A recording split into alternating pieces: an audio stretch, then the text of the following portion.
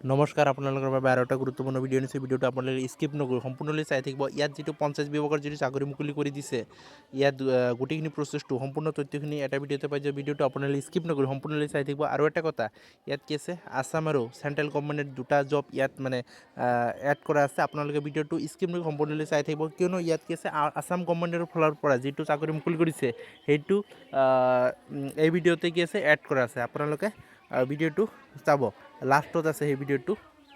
প্ৰথমত কি আছে পঞ্চায়ত বিভাগৰ যিটো চাকৰি যিটো চেণ্ট্ৰেল গভৰ্ণমেণ্ট সেইটো ইয়াত দিয়া আছে, তাৰপিছত আছাম গভৰ্ণমেণ্টটো দি আছে। আপোনালোকে ভিডিঅ'টো স্কিপ নকৰি সম্পূৰ্ণকৈ চাই থাকিব।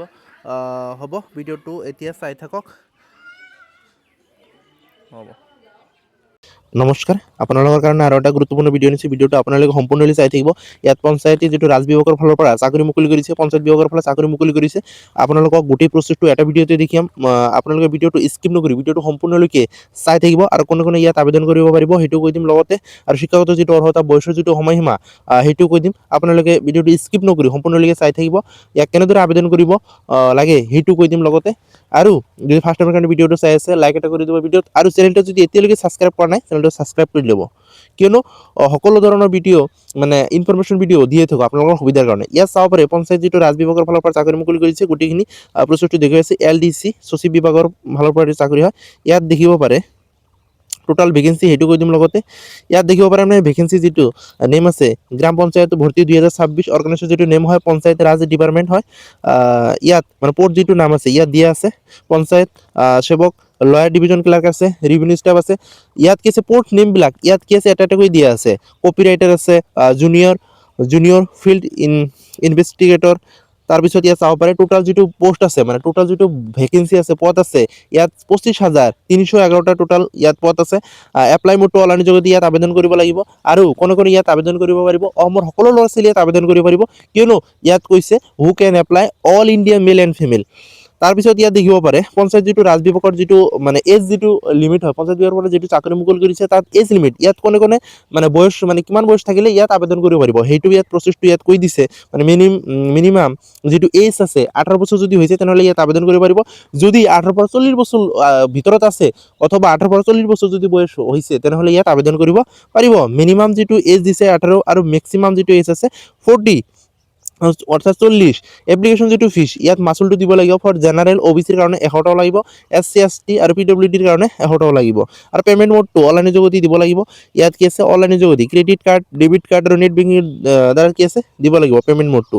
তাৰপিছত আপোনালোকে দেখিব পাৰে যিটো চিলেকশ্যন যিটো প্ৰচেছ হয় ইয়াত চাব পাৰে চিলেকশ্যন প্ৰচেছটো ৰাইটিং এক্সাম হ'ব প্ৰথমত, তাৰপিছত ডকুমেণ্ট ভেৰিফিকেশ্যন, তাৰপিছত আপোনালোকে ফাইনেল মেৰিট লিষ্ট দিব। প্ৰথমত ৰাইটিং এক্সামিনেশ্যন হ'ব, তাৰপিছত ডকুমেণ্ট ভেৰিফিকেশ্যন হ'ব। এডুকেশ্যন যিটো কোৱালিফিকেশ্যন যদি আপোনালোকে হায়াৰ ছেকেণ্ডেৰী পাছ কৰিছে তেনেহ'লে ইয়াত আবেদন কৰিব পাৰিব। যদি আপোনালোকে হায়াৰ ছেকেণ্ডেৰী পাছ কৰিছে, গ্ৰেজুৱেট কৰিছে, গ্ৰেজুৱেট যদি কমপ্লিট হৈছে তেনেহ'লে ইয়াত আবেদন কৰিব পাৰিব। ছায়েন্সৰ হওক আৰ্টছৰ হওক সকলোৱে ইয়াত আবেদন কৰিব পাৰিব। আৰু ইম্পৰ্টেণ্ট যিবিলাক ডকুমেণ্ট সেইবিলাক ইয়াত মেনশ্যন কৰি দিয়া আছে, আপোনালোকে চাব পাৰে। ইয়াত পাছপোৰ্ট চাইজ ফটোগ্ৰাফ লাগিব, চিগনেচাৰ লাগিব, আধাৰ কাৰ্ড আৰু এডুকেশ্যন যিটো চাৰ্টিফিকেট মাৰ্কশ্বিট অথবা কি আছে হায়াৰ ছেকেণ্ডেৰী অথবা কি আছে গ্ৰেজুৱেট যদি আছে তেনেহ'লে ইয়াত দিলে হ'ব। কাষ্ট চাৰ্টিফিকেট যদি আছে তেনেহ'লে দি দিব, আৰু এজ প্ৰুফটো লাগিবই। আৰু ইয়াত কি আছে how to apply for panchayat যিটো পঞ্চায়ত ৰাজ বিভাগৰ যিটো কেনেদৰে আবেদন কৰিব সেইটো প্ৰচেছটো ইয়াত দি আছে। গোটেইখিনি প্ৰচেছটো আপোনালোকে চাব পাৰে। ইয়াত কেণ্ডিডেট প্লিজ আবেদন কৰিব সেইটো কৈ দিছে। ইয়াত দেখিব পাৰে candidate please read the official notification যিটো আছে কেয়াৰফুলি এইটো পঢ়িবলৈ কৈছে। তাৰপিছত কি আছে ক্লিক কৰিবলৈ প্লিজ ক্লিক, তাৰপিছত 2 নম্বৰটো ইয়াত মেনশ্যন কৰি দি আছে। If it is the online vacancy then please click on the link given below. লিংকটো দি আছে তাত গৈ আপোনালোকে কি আছে নিজৰ যিটো পাৰ্চনেল ডিটেইলছ দিব লাগিব। এডুকেশ্যন যিটো কোৱালিফিকেশ্যন হয় শিক্ষাগত যিটো অৰ্হতা চাৰ্টিফিকেট তাত কি আছে আপলোড দিব লাগিব। চিগনেচাৰ চিগনেচাৰ আৰু কি আছে ফটোটো ইয়াত আপলোড দিব লাগিব।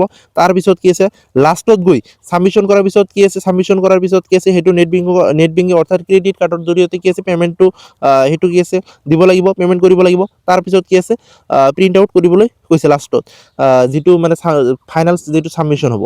তাৰপিছত ইয়াত দেখিব পাৰে ইম্পৰ্টেণ্ট যিটো ডেট অলৰেডি ষ্টাৰ্ট হৈছে ফেব্ৰুৱাৰী 16 তাৰিখলৈকে আপোনালোকে ইয়াত কি আছে আবেদন কৰিব পাৰিব। অসমৰ সকলো ল'ৰা ছোৱালীয়ে ইয়াত আবেদন কৰিব পাৰিব। Last date for apply online ইয়াত কি আছে মেনশ্যন কৰি দিয়ে 16 ফেব্ৰুৱাৰী 2026। যদি আপোনালোকে এতিয়ালৈকে যদি আবেদন কৰা নাই সোনকালে আবেদন কৰি ল'ব আৰু বেছি দিন নাই। আৰু এটা কথা আপোনালোকে যদি ভিডিঅ'টো ফাৰ্ষ্ট টাইমৰ কাৰণে চাই আছে ভিডিঅ'টো এটা লাইক এটা কৰি দিব, চেনেলটো ছাবস্ক্ৰাইব কৰি ল'ব, কিয়নো আপোনালোকৰ কাৰণে সদায় ইনফৰমেশ্যন ভিডিঅ' দিয়ে থাকোঁ আপোনালোকৰ সুবিধাৰ কাৰণে। তাৰপিছত আপোনালোকে যদি আবেদন কৰা নাই আবেদন কৰি ল'ব, আৰু যদি নোৱাৰে মোক কমেণ্টত জনাব, মই কৰি দিম। যিটো আছে officer and IT assistant post, ইয়াত দিয়া আছে PNRD আছাম ৰিক্ৰুটমেণ্ট। ইয়াত পঞ্চায়ত আৰু গ্ৰাম উন্নয়ন বিভাগত অসমত চাকৰি সেইটো মুকলি কৰি দিছে। ইয়াত চাব পাৰে কিমানটা পষ্ট আছে সেইটো লগতে কৈ দিম। PNRD আছাম ৰিক্ৰুটমেণ্ট 2026 ইয়াত দেখিব পাৰে, ইয়াত মানে মেনশ্যন কৰি দিয়া আছে, যিটো মানে অনলাইন মানে এপ্লাই অনলাইন, যিটো ফেব্ৰুৱাৰী 28 তাৰিখলৈকে আপোনালোকে ইয়াত অনলাইন সেইটো কৰিব পাৰিব। তাৰপিছত ভেকেঞ্চি ডিটেইলছটো ইয়াত কৈ দি আছে, আপোনালোকে চাব পাৰে। মানে ডিটেইলছত পোষ্ট নেম যিটো আছে accounts officer and IT assistant. Year total যিটো পোষ্ট আছে ইয়াত দুটা আছে। জব টাইপ কণ্ট্ৰেকচুৱেল হয় সেইটো জবটো। এপ্লিকেশ্যন মোডটো অনলাইনৰ যোগেদি ইয়াত আবেদন কৰিব লাগিব। তাৰপিছত এপ্লিকেশ্যন যিটো ষ্টাৰ্ট ডেট 13 ফেব্ৰুৱাৰীৰ পৰা অলৰেডি ষ্টাৰ্ট হৈছে, আৰু লাষ্ট ডেটটো ইয়াত আছে 28 ফেব্ৰুৱাৰীলৈকে আপোনালোকে ইয়াত আবেদন কৰিব পাৰিব। আৰু লিংকটো ডিছক্ৰিপশ্যনত দি দিম, তাৰ পৰা আপোনালোকে চাব পাৰিব। যদি ফাৰ্ষ্ট টাইমৰ কাৰণে ভিডিঅ'টো চাই আছে এতিয়ালৈকে যদি লাইক এটা কৰা নাই লাইক এটা কৰি দিব, চেনেলটো ছাবস্ক্ৰাইব কৰি ল'ব, কিয়নো আপোনালোকৰ কাৰণে সদায় ইনফৰমেশ্যন ভিডিঅ' দিয়ে থোঁ, আপোনালোকৰ সুবিধাৰ কাৰণে কৈছোঁ।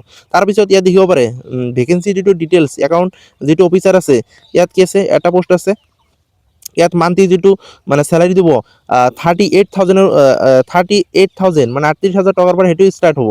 আৰু 250 টকা পাৰ মান্থ যিটো মানে টেলিকম মানে ইণ্টাৰনেট যিটো চাৰ্জ সেইটো ল'ব। আৰু আদাৰ এপ্লিকেশ্যন তাৰপিছত ইয়াত দেখিব পাৰে IT এছিষ্টেণ্ট যিটো আছে, ইয়াত নাম্বাৰ অফ পোষ্ট 1 পোষ্ট আছে। আৰু মান্থলি যিটো মানে চেলাৰী হয় মানে ইয়াত লিখা আছে 30,000 দিব। তাৰপিছত ইয়াত চাব পাৰে এডুকেশ্যন যিটো কোৱালিফিকেশ্যন আৰু লগতে এক্সপিৰিয়েঞ্চ লাগিব। একাউণ্টেণ্ট অফিচাৰ ক'লে এডুকেশ্যন যিটো qualification degree in MBA MCom ইয়াত লিখা আছে। 60% মাৰ্ক থাকিব লাগিব। লগতে ইয়াত আপোনালোকে চাব পাৰে নিজেই, মই লিংকটো দিম, তাৰ পৰা চাব পাৰিব। এক্সপিৰিয়েঞ্চ লাগিব 3 ইয়াৰ্ছ, যদি এক্সপিৰিয়েঞ্চ আছে মিনিমাম 3 ইয়াৰ্ছ এক্সপিৰিয়েঞ্চ লাগিব। তাৰপিছত ইয়াত 2 নম্বৰটো ইয়াত 2 ইয়াৰ্ছ সেইটো এক্সপিৰিয়েঞ্চ লাগিব। BSc কম্পিউটাৰ চায়েন্স ইয়াত লিখা আছে। এজ যিটো লিমিট আছে 21 পৰা 38 বছৰলৈকে যদি আছে তেনেহ'লে ইয়াত আবেদন কৰিব পাৰিব একাউণ্ট অফিচাৰৰ কাৰণে। আৰু IT যিটো এছিষ্টেণ্ট আছে 21 পৰা 30 বছৰ যদি আছে তেনেহ'লে ইয়াত আবেদন কৰিব পাৰিব। লেংগুৱেজ স্কিলটো কেণ্ডিডেট মাষ্ট দি ইয়াত লিখা আছে ইংলিছ জানিব লাগিব, হিন্দী জানিব লাগিব, লগতে অসমীয়া মানে আছামিজ জানিব লাগিব। এপ্লিকেশ্যন ফিজটো ইয়াত মেনশ্যন কৰি দিয়া নাই, মই লিংকটো দি দিম, আপোনালোকে চাব পাৰিব তাৰ পৰা। হ'ব, আপোনালোকৰ কাৰণে নেক্সট আৰু এটা ভিডিঅ' আনিম। ভিডিঅ'টো যদি পায়, যদি হেল্পফুল কিবা হৈছে তেনে এটা লাইক এটা কৰি দিব। হ'ব, নেক্সট আৰু এটা ভিডিঅ' আনিম।